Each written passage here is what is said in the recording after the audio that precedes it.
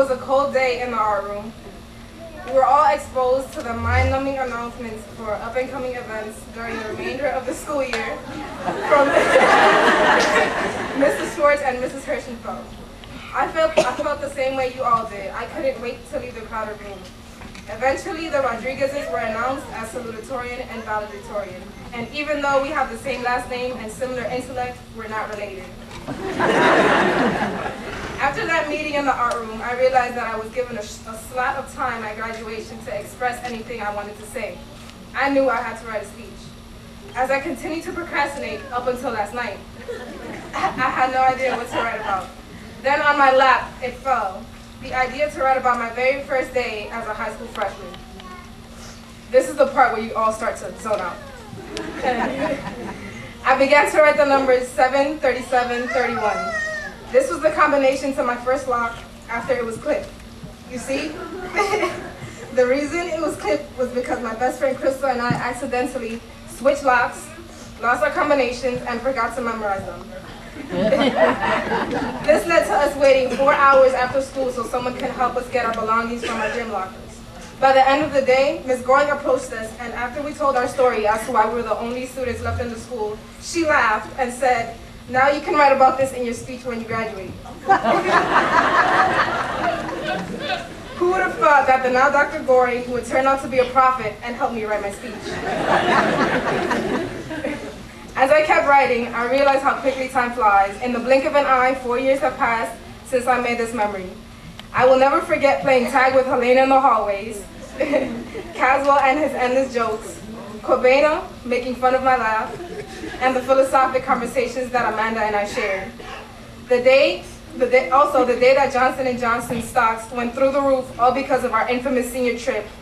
And who can forget our memorable prom? The list goes on and on.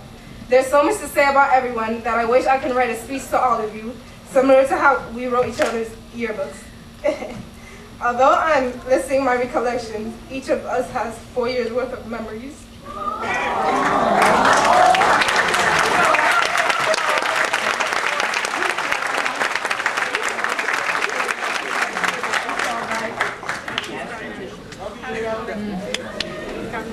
As we prepare for the next big step in our lives, we have many questions that can be answered, many fears that we have to face, and responsibilities that we have to put up with.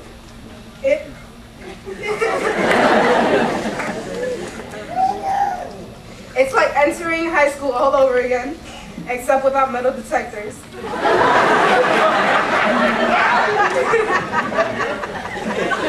Who would have thought that after we get our high school diplomas, we could be trusted with our own cell phones? I know you're all probably getting tired of my anecdotes from high school, but I don't care what you think. I'm the one standing here making a speech. The last memory I wanted to share with you all was one that happened exactly 1 year ago.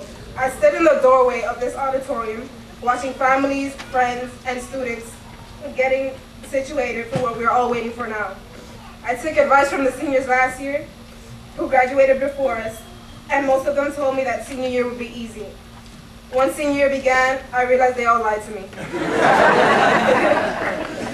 We all scrambled to Mr. Caesar's office, not knowing what to do first, writing unnecessary essays, filling out applications for things we never even seen before in our lives, confusing social security numbers with our own cell phone numbers.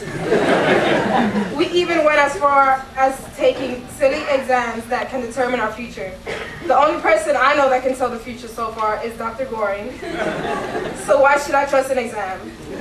Some of us took this exam once, twice, maybe 3 times, and most of us didn't like the future that it told. As we prepared for the next 4 years after high school, February came and we caught it. You know what I'm talking about, senioritis. That was when I realized that the seniors last year probably suppressed the memories of applying for college in the subconscious of their minds.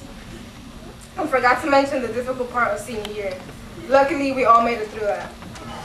As you all zone back into the room, if you have zoned out, I would like to now thank all of my friends and teachers and family for being here, but most importantly, I'd like to thank Helena, all of you too, for tolerating me all through middle school and high school, Ms. Borst for giving me the best advice whenever I needed it, Mr. V for being like a brother to me, Ms. Smith for listening to my problems, and Dr. Goring and Mr. Schwartz for making this school possible. I would also like to thank my parents for putting up with me for the past 17 years. Quiero decirles a mi madre y padre, gracias por todo lo que han hecho por mí. Los quiero mucho.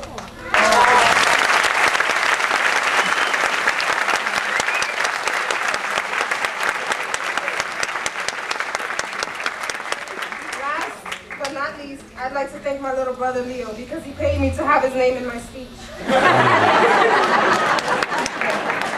Just kidding. Congratulations, class of '08. We made it and we look good doing it.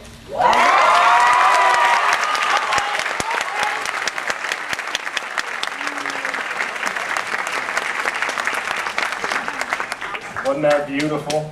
Yeah. Thank you very much for that, Leah. That's wonderful. Our next speaker is our keynote speaker, our special guest, Professor of Psychology at Barnard College and Columbia University, Dr. Susan Sachs.